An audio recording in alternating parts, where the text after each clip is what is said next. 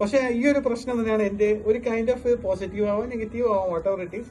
പക്ഷെ ഞാൻ ഒന്നിൽ കോൺസെൻട്രേറ്റ് ചെയ്തിരിക്കും എനിക്ക് ആയ വന്ന് ഡിസ്റ്റർബ് ചെയ്യാൻ ഇഷ്ടമല്ല. ഡിസ്റ്റർബ് ചെയ്യുന്നേ എനിക്ക് ദേഷ്യം വരും. അത് മാത്രമല്ല എവിടെ നമ്മൾ തുടങ്ങണം എവിടെ നിർത്തണമെന്ന് നമുക്ക് മനസ്സിലാവണം. അല്ലെങ്കിൽ എവിടെ നെവർ ഗീവ് അപ്പ് എന്ന് പറയുന്നത് ചെയ്യണം. അതായത് രണ്ട് രീതിയിലാണ് ആൾക്കാർ പറയണം. ഒരു ടീം പറയും നെവർ ഗീവ് അപ്പ്, എപ്പോഴും ട്രൈ ചെയ്തുകൊണ്ടിരിക്കും. ചിലവർ പറയും പറ്റൂലെങ്കിൽ നിർത്തണം. ഇത് രണ്ടും ആക്ച്വലി ഓപ്പോസിറ്റ് സൈഡ്സ് ഓഫ് കോയിനാണ്. അപ്പൊ നമ്മൾ ഈ രണ്ടിന്റെ കീഴിൽ ഏതൊക്കെ വേണമെന്നുള്ളതാണ് നമ്മൾ തീരുമാനിക്കേണ്ടത്. ചിലത് നെവർ ഗീവ് അപ്പ് ആയിരിക്കണം, ചിലത് നിർത്തേണ്ടടുത്ത് നിർത്തണം. നിർത്തേണ്ടടുത്ത് ഈ ബിസിനസ് ചെയ്യുമ്പോൾ പല പല സാധനങ്ങൾ നമ്മൾ ചെയ്യും, പൊടിഞ്ഞു പോകും. പക്ഷെ അങ്ങനെ നിർത്തേണ്ടടുത്ത് നിർത്തണം. കാരണം അതിനെ വീണ്ടും ചെയ്തോണ്ടെങ്കിൽ ചിലപ്പോൾ നഷ്ടം കൂടുതലേ വരത്തുള്ളൂ. ചിലത് നമ്മൾ വീണ്ടും വീണ്ടും ശ്രമിച്ചുകൊണ്ടിരിക്കണം. സോ അത് രണ്ടും നമ്മൾ മനസ്സിലാക്കണം. അപ്പം ഈ നെവർ ഗിവ് അപ്പിന്റെ സംഭവം ചെയ്തുകൊണ്ടിരിക്കുമ്പോൾ ആരെങ്കിലും വന്നിട്ട് വെറുതെ ആവശ്യമില്ല നിങ്ങളെ കൊണ്ട് പറ്റൂല, നിങ്ങൾ ചെയ്യരുത് എന്ന് പറഞ്ഞു കഴിഞ്ഞാൽ അത് അങ്ങനെയാണ് ഇങ്ങനെയെന്ന് പറഞ്ഞാൽ എനിക്കിതിൽ പല ദേഷ്യമില്ല. ഈ ബിസിനസ് ചെയ്യുന്നതിന്റെ പ്രധാനപ്പെട്ട മോട്ടീവ് എന്താണ്? അതായത് സാറ്റിസ്ഫാക്ഷൻ. എന്റെ അടുത്ത് ചോദിച്ചു കഴിഞ്ഞാൽ എനിക്ക് എന്തൊക്കെയാണോ ചെയ്യാൻ താല്പര്യം ഉണ്ടായിരുന്നത്, ജീവിതത്തിൽ ചെയ്യണമെന്നുണ്ടായിരുന്നത് എല്ലാം ചെയ്തു കഴിഞ്ഞു. ആക്ച്വലി അതാണ് ആൽക്കെമിസ്റ്റ് എന്ന് പറഞ്ഞ നോവൽ. ആൽക്കെമിസ്റ്റിന്റെ നോവല് പറഞ്ഞ യുവർ ഡ്രീം അതാണ് 4ാമത്തെ ഒബ്സ്റ്റക്കിൾ. അത് കഴിഞ്ഞ് എന്ത് ചെയ്യണമെന്ന് പറഞ്ഞുകൂടാ. എന്നെ സംബന്ധിച്ചിടത്തോളം എനിക്ക് എന്താണോ ചെയ്യണത് എല്ലാം ഞാൻ ചെയ്തു കഴിഞ്ഞു. ഇല്ല, ജീവിതത്തിൽ 4 ഒബ്സ്റ്റക്കിൾസ് ആണുള്ളത്. അതിലൊന്നാന്ന് ഞാനെല്ലാം മറന്നുപോയി നല്ല രീതിയിൽ. ഒന്നാമത്തെ എന്ന് പറഞ്ഞാൽ കുഞ്ഞിലെ നമ്മളെ പറഞ്ഞു എന്തെന്നാണ് പറയുന്നത്, നിങ്ങളെ കൊണ്ട് ചെയ്യാൻ പറ്റത്തില്ല, അല്ലെങ്കിൽ ഈ നമ്മൾ കുഞ്ഞായിരിക്കുമ്പോഴത്തേക്ക് ബ്ലേഡ് തൊടരുത്, കൈ മുറിയും, അത് ചെയ്യരുത്, ഇത് ചെയ്യരുത്, അങ്ങനെ അങ്ങനെ. ഇത് എക്സാമ്പിൾ ആണ് കേട്ടോ പറഞ്ഞത്. അപ്പൊ അതേപോലെ അതാണ് ഒന്നാമത്തെ ഒബ്സ്റ്റക്കിൾ, നിങ്ങളെ കൊണ്ട് ചെയ്യാൻ പറ്റത്തില്ല എന്ന് പറയും ആൾക്കാർ. രണ്ടാമത്തെ ഒബ്സ്റ്റക്കിൾ എന്ന് പറഞ്ഞാൽ നമ്മളെ സ്നേഹിക്കുന്നവരുടെ ഇഷ്ടം. നമ്മളെല്ലാവരും നമുക്ക് വേണ്ടി നല്ലതിന് വേണ്ടി തന്നെയായിരിക്കും പറയുന്നത്, നല്ലതിന് വേണ്ടി തന്നെയായിരിക്കും പറയുന്നത്, നിങ്ങളെ ചെയ്യരുത്. ചിലപ്പം നമ്മൾ പ്രായമുള്ളവരും എല്ലാവരും പറയും, അനുഭവം കൊണ്ട് പറഞ്ഞാണ് നിങ്ങളെ ചെയ്യരുത്. പക്ഷെ അങ്ങനെ വിചാരിച്ചോണ്ടെന്ന് കഴിഞ്ഞാൽ നമുക്ക് ഉദ്ദേശിക്കുന്നിടത്ത് നമ്മൾ എത്തത്തില്ല. ചിലപ്പോൾ അവരെയൊക്കെ ഇത് രചിക്കണം. എന്റെ വിഷയത്തിൽ നോക്കുകയാണെങ്കിൽ വാപ്പച്ചീനെ MBBS ചെയ്യിച്ചോളാൻ വയ്യ, എനിക്കാണെങ്കിൽ MBBS ചെയ്യാൻ വേണ്ട. സോ ഞാനത് MBBS ചെയ്യാതെ ഞാൻ വാപ്പച്ചിയെ വെറുക്കുന്നത് ഇതുപോലെയാണ്. 18 വയസ്സിൽ ഏകദേശം 26ാമത്തെ വയസ്സിൽ വാപ്പച്ചീന്റെ അടുത്ത് സംസാരിച്ചിട്ടില്ല. സോ അതാണ് അവിടുത്തെ കാര്യം. അതേപോലെ ആ സമയത്തും ഞാൻ ഓരോന്ന് ചെയ്യുമ്പോഴത്തേക്കും നമ്മൾ സംസാരിക്കില്ലെങ്കിലും നമ്മളൊരു ഫീലിങ്സ് ഒക്കെ ഉണ്ടായിരിക്കും. പക്ഷെ എങ്കിൽ പോലും എനിക്കും അറിയത്തില്ല. ഞാൻ എഞ്ചിനീയറിംഗ് പഠിക്കുമ്പോഴേ അറിഞ്ഞൂടെ, അപ്പച്ചോറിനെ പറഞ്ഞ ടെക്നോ പാർക്കിൽ ക്ലർക്കൽ ജോബ് ചെയ്യണത് IT കാരാണ് അല്ലെങ്കിൽ എഞ്ചിനീയർക്കാരാണ്. അപ്പൊ എഞ്ചിനീയറിംഗ് പഠിച്ചിട്ട് യാതൊരു കാര്യമില്ല എന്നൊക്കെയാണ് പറഞ്ഞുകൊണ്ടിരുന്നത്. എനിക്കറിയത്തില്ല എന്താണ്. ഇല്ല, ആ സമയത്ത് ഇത് തന്നെ ഉണ്ടായിരുന്നു, പരിപാടി ഇത് തന്നെയാണ്. അപ്പം രണ്ടാമത്തെ ഒബ്സ്റ്റക്കിൾ എന്ന് പറഞ്ഞാൽ റിലേറ്റീവ്സ്. മൂന്നാമത്തെ എന്ന് പറഞ്ഞാൽ നമ്മൾ വിജയത്തിന്റെ എന്തടുത്താകും എന്നുള്ള നമുക്കറിയാൻ അറിയത്തില്ല. നമ്മൾ ചിലപ്പോൾ കുറച്ചുകൂടെ പോയി കഴിഞ്ഞാൽ, കുറച്ചുകൂടെ നെവർ ഗിവ് അപ്പ് ചെയ്ത് കഴിഞ്ഞാൽ ചിലപ്പോൾ രക്ഷപ്പെട്ടേക്കാം. നമ്മളതുകൊണ്ട് പലതവണ തോറ്റിട്ടും വീണ്ടും വീണ്ടും ശ്രമിച്ചുകൊണ്ടിരിക്കുന്നു. പക്ഷെ നമുക്കറിയത്തില്ല ഒരാണെയും കൂടെ ശ്രമിച്ചാൽ ചിലപ്പോൾ നമ്മൾ ജയിക്കുമെന്നോ നമ്മൾ അവിടെ റീച്ച് ചെയ്യുമെന്നോ, വഴിയേറ്റി പോയി കഴിഞ്ഞാലും ചിലപ്പോൾ രക്ഷപ്പെട്ടേക്കാം. അതറിഞ്ഞൂടാ. അതാണ് മൂന്നാമത്തെ ഒബ്സ്റ്റക്കിൾ. നമ്മൾ how near are we to the success എന്നുള്ള അറിഞ്ഞൂടാ. അതാണ് നാലാമത്തെ എന്ന് പറഞ്ഞാൽ നമ്മൾ ഡ്രീം തന്നെയാണ്. ഇപ്പൊ ആക്ച്വലി നമുക്ക് ഇപ്പൊ ആൽക്കെമിസ്റ്റ് എന്ന നോവലില് ഹജ്ജിന് പോകുന്ന ഒരു ആട്ടിടേന്റെ കഥയാണ്. അങ്ങയുടെ ആഗ്രഹം എന്ന് പറഞ്ഞാല് ഹജ്ജിന് പോകണം എന്നുള്ളതായിരുന്നു. പക്ഷെ പുള്ളിയുടെ സാഹചര്യം കാരണം 40ാമത്തെ വയസ്സിൽ പുള്ളിക്ക് ഹജ്ജിന് പോകാൻ പറ്റി. അപ്പൊ ആൽക്കെമിസ്റ്റ് കഥയാണ്, ആ കഥയാണ് ആട്ടിടേന്റെ കഥയാണ്. അതാണ് ആൽക്കെമിസ്റ്റ്. ആ ആട്ടിടയൻ ഒരു കഥ വായിച്ചത് ഞാൻ ഉറങ്ങിപ്പോയി.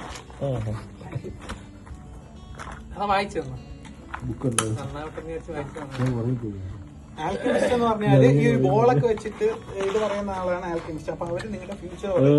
അപ്പൊ അതില് വേറെ ഒരു കാര്യമുണ്ട്. ആൽക്കെമിസ്റ്റ് നോവൽ ഇത് മാത്രമല്ല, വേറെ കാര്യങ്ങളുണ്ട്. ഈ 4ാമത്തെ ഒബ്സ്റ്റക്കിൾ ഞാൻ അപ്പൊ നമ്മൾ ഡ്രീമാണ്. ഈ 40ാമത്തെ വയസ്സിൽ ഹജ്ജിന് പോയി കഴിഞ്ഞാൽ പിന്നെ 40ാമത്തെ വയസ്സിൽ എന്ത് ചെയ്യണമെന്ന് നിങ്ങൾക്ക് അറിയത്തില്ല. ഒബ്സ്റ്റക്കിൾ ആണ് അല്ലേ? 40ാമത്തെ വയസ്സ് 60ാമത്തെ വയസ്സിലേക്ക് ഹജ്ജ് ചെയ്യണമെന്നാണ് ഉദ്ദേശിക്കുന്നത്. പക്ഷെ 41ാമത്തെ വയസ്സിൽ ഹജ്ജ് ചെയ്യാൻ പറ്റി. അതായത് ഡ്രീംസ് നേരത്തെ എല്ലാം ഓക്കെ ആക്കി. അങ്ങനെയാണ് 4 ഒബ്സ്റ്റക്കിൾ നമ്മളെ ലൈഫിൽ നമ്മൾ ഡ്രീമിനെ അച്ചീവ് ചെയ്യാൻ സമ്മതിക്കാത്ത 4 ഒബ്സ്റ്റക്കിൾ ഇതൊക്കെയാണെന്നാണ് ആൽക്കെമിസ്റ്റ് പറയുന്നത്. ഇതില് ഞാൻ പിന്നെ എടുത്ത കുറച്ച് കാര്യങ്ങളൊക്കെ ഉണ്ട് എന്റെ നോവലില്, അതൊക്കെ ഉണ്ട്. പിന്നെ എന്താണ് ഡ്രീം, എന്താണ് അംബീഷൻ, എന്താണ് ഡ്രീം, എന്താണ് അംബീഷൻ, എന്താണ് ഡ്രീം, എന്താണ് അംബീഷൻ അറിയാവോ? അംബീഷൻ എന്തിനാണെന്ന് അറിയാവോ? നമുക്ക് നേടാൻ വേണ്ടിയുള്ള കാര്യങ്ങൾ. അംബീഷനാ നേടണമെന്നുള്ളത്. നമ്മൾ എന്താവണമെന്നുള്ളത്. എന്താണ് ഡ്രീം? ആഗ്രഹം, സ്വപ്നം, ഒരു അംബീഷൻ. അത് നമ്മൾ ഡ്രീം എപ്പോ സാക്ഷാത്കരിക്കണമെന്ന് വിചാരിക്കുന്നു. അതിനുവേണ്ടി അകത്താക്കേണ്ട നീ അവിടെ നിന്നാ, നീ അകത്തുനിന്നാ. ആൽക്കമിസ്റ്റിൽ വേറൊരു കാര്യമുണ്ട്. നമ്മള് സക്സസിനെ തേടി അലയാതെ ചിലപ്പോ നമ്മൾ ഇരിക്കുന്നതിന്റെ തൊട്ട് താഴെ തന്നെ ആയിരിക്കും അതിന്റെ നമുക്ക് സക്സസ് ഉണ്ടാക്കാൻ കാരണക്കാരായിട്ടുള്ള സാധനം നമ്മൾ അതിന്റെ മുകളിലായിരിക്കും ഇരിക്കുന്നത്. പക്ഷെ നമ്മൾ അത് സെർച്ച് ചെയ്യാതെ ബാക്കിയുള്ള കാര്യങ്ങൾ അന്വേഷിച്ചു പോകുന്നു എന്നുള്ളതാണ് അതിന്റെ ഒരു ആൽക്കമിസ്റ്റിലുള്ള വേറൊരു അർത്ഥം. നമ്മള് പൊതുവിൽ നമ്മള് ഈ ബിസിനസിനെ പറ്റിയൊക്കെ സംസാരിക്കുമ്പോഴേ ഒന്നാമത് നമ്മൾ പറഞ്ഞാൽ നമ്മൾ വലിയ പണക്കാരനാവുക. ഒന്നാമത് പലരും ബിസിനസിനെ പറ്റിയ ബിസിനസ് ചെയ്യണം.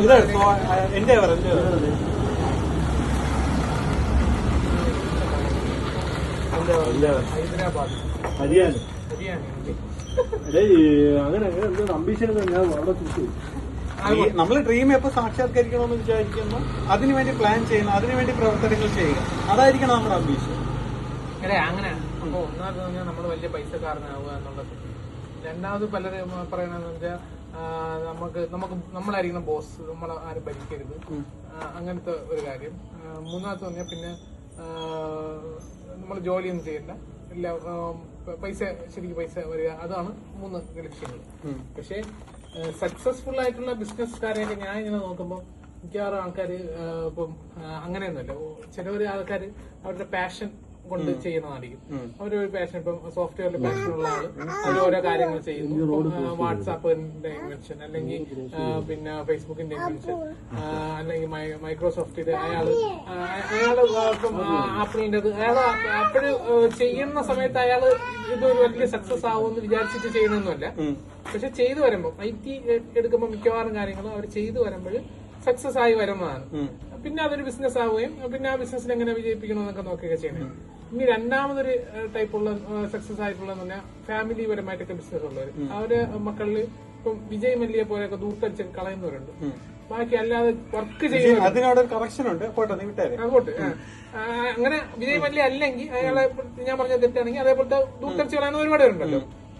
അല്ലാതെ എന്ന് പറഞ്ഞാൽ ഇപ്പം പല ബിസിനസ്സുകാരുടെ മക്കളുമൊക്കെ അവര് ശക്തമായിട്ട് എന്താണ് രക്ഷകർത്താക്കൾ ചെയ്യുന്ന കണ്ടിട്ട് അതുപോലെ വർക്ക് ചെയ്ത് ആ ഒരു ജോലി ഇപ്പൊ നമ്മളെ മറ്റേ ജേക്കബിന്റെ സ്വർഗരാജ്യത്തിൽ, അല്ലെങ്കിൽ പിന്നെ വേറെ ഇപ്പൊ റിലയൻസ് ധീരുഭായി അംബാനിയുടെ മോനാണ് മുകേഷ് അംബാനി. മുകേഷ് അംബാനിയുടെ എപ്പോഴും ബിസിനസ് കാര്യങ്ങൾ ശ്രദ്ധിച്ച് നല്ല രീതിയിൽ അനിൽ അംബാനിയുടെ ബിസിനസ് പൊട്ടിപ്പോയി. ബിസിനസ് ഈ പറയണ നേരത്തെ പറഞ്ഞ സോഫ്റ്റ്വെയർ IT പാഷനേറ്റ് വർക്ക് ചെയ്യുന്നു, നല്ല രീതിയിൽ വർക്ക് ചെയ്യുന്നു. ഒരുപാട് ഇതിൽ ചോദ്യത്തിലോട്ട് അല്ലല്ല ഞാൻ പറഞ്ഞു തന്ന ഇതൊന്നും അല്ല. പാഷനേറ്റ് വർക്ക് ചെയ്യുന്ന ഒരു ബിസിനസ് പൊട്ടിപ്പോകും. ഇപ്പം അനിൽ അംബാനി നല്ല രീതിയിൽ വർക്ക് ചെയ്ത് മുകേഷ് അംബാനി വർക്ക് ചെയ്ത് മുകേഷ് അംബാനിയുടെ സക്സസ് ആയി. ഇനി പിന്നെ വേറെ അങ്ങനെയുള്ള ഇപ്പം എന്താണ് 2 ടൈപ്പ് ഞാൻ പറഞ്ഞു. ഒന്ന് പാഷൻ കൊണ്ട് വർക്ക് ചെയ്യുന്നവര്, രണ്ടാമത് ഫാമിലി ആയിട്ടുള്ള ബിസിനസ്സിന് അവർ ഹാർഡ് വർക്ക് കൊണ്ട് തന്നെ അതിനെ മുന്നോട്ട് കൊണ്ടുപോയി അതിനെ വിജയിപ്പിച്ചെടുക്കുന്നവര്. പിന്നെ ഉള്ളതെന്ന് പറഞ്ഞാൽ ആക്സിഡന്റലി ബിസിനസ്സിലേക്ക് വരുന്നത്, ഇവരെന്തെങ്കിലുമൊക്കെ മറ്റേ ചായ അടിക്കുന്നവൻ അവൻ ഒരിക്കലും വലിയ ബിസിനസ്സുകാരനാവുമെന്നോ ഒന്നും വിചാരിച്ചൊന്നും ചെയ്തതല്ല. അവന്റെ സാധനം വൈറലായി. അതുപോലെ യൂട്യൂബ് ഫേസ്ബുക്കിലൊക്കെ ഒരുപാട് പേര് അങ്ങനെ വൈറലാവുന്നുണ്ട്. അങ്ങനെ ഉള്ളവരാണ് കൂടുതലായിട്ടുള്ളത്. പക്ഷെ നമ്മള് ഈ മുതലാളിയാവുക എന്നൊക്കെ പറയുന്ന, അല്ലെങ്കിൽ ഇത് ഓരോരുത്തരുടെ പെർസ്പെക്റ്റീവ് ആണ്. നീ ഇതിന്റെ ചോദ്യം എന്താണെന്നുള്ളത് പറഞ്ഞു. എന്റെ ചോദ്യം ഇതാണ്, നിന്റെ അനുഭവത്തിൽ നമ്മൾ ഈ മുതലാളിയാവുക എന്നുള്ള രീതിയിൽ ബിസിനസ് ചെയ്തവര്, പൈസക്കാരനാവുക എന്നുള്ള രീതിയിൽ ബിസിനസ് ചെയ്തവര്, പിന്നെ എനിക്ക് പിന്നെ ജോലിയൊന്നും ചെയ്യണ്ടല്ലോ എന്നുള്ള രീതിയിൽ ബിസിനസ് ചെയ്തവര്, അങ്ങനെ സക്സസ് ആയ ആരെങ്കിലും ഒക്കെ നമുക്കറിയാം? എനിക്ക് എല്ലാ കൂട്ടത്തിനും ആൾക്കാരെ അറിയാം. പക്ഷെ അതെല്ലാം ഇമ്പോർട്ടന്റ് ഓരോരുത്തരുടെ പെർസ്പെക്റ്റീവ് ആണ്. എല്ലാവർക്കും അവരുടേതായിട്ടുള്ള ഇഷ്ടവും കാര്യങ്ങളൊക്കെ ഉണ്ടല്ലോ. ചിലവർക്ക് നീ പറഞ്ഞ പോലെ പാഷൻ ആയിരിക്കാം, ചിലവർക്ക് പൈസക്കാരനാവണമെന്നായിരിക്കും, ചിലവർക്ക് ജോലി ചെയ്യേണ്ടല്ലോ റിട്ടയർമെന്റ് ആയിരിക്കാം. സോ ഇതെല്ലാം ഓരോരുത്തരുടെ പെർസ്പെക്റ്റീവ് ആണ്.